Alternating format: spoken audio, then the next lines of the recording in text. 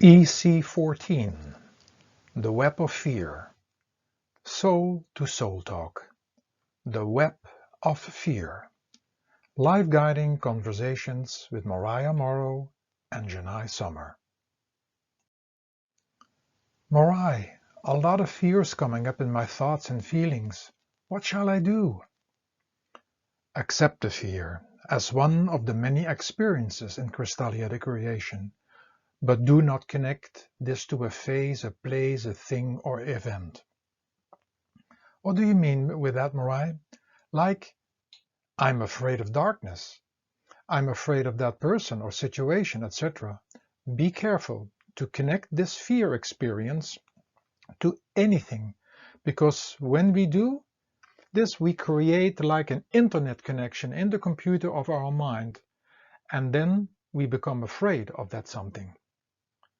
Tell me more about this web of fear, Morai. In general, mankind thinks, sees, smells, touches, and tastes fear all day long. Just think about watching the news or reading about all the things what people do to each other. What about all the violent movies, video games, and watching and listening to commercials on the TV? We become so easy afraid of things, and it starts when we are young. People around us telling us, instead of being mindful, but afraid of weather and endless other things. We grow up with the idea that we have to have certain things, ranging from intellect, a certain figure, diplomas, and endless other false securities. So, Morai, what is wrong to learn and have diplomas? No, nothing at all. But mostly the base is fear, and that causes endless other problems. We believe that we have to have, and when we don't get it, we feel deprived and live in fear again. And it is the same game with things we have around us, ranging from people and possessions. We try to desperately hold on to it all and becoming controlling, forgetting that one day we have to leave everything behind. We believe in the realities of others, and many people and companies make money on us biting into fear.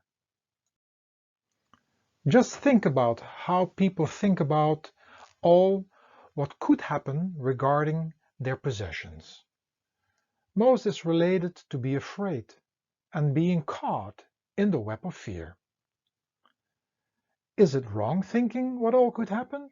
No, mindfulness is needed, and we can anticipate many things, but we do not have to get caught up in fear. I give you an example. Somebody has a car and goes for a ride. Just imagine all that could go wrong with the car and all that could happen on the road. You possibly do not want to drive anymore. You have one spare tire, but imagine 2 or 3 tires would break. We need extra oil, brake fluid, and go on. Where do we stop? I see your point, Morai. But what about taking insurance for a house or a medical insurance? All is okay when not done with fear in mind. People are so strange and even think that they are smart, taking insurances, mostly based on fear, and then when the bad thing happens, they compliment themselves having been so smart. Maybe we attract all the bad by predicting and connecting to fear.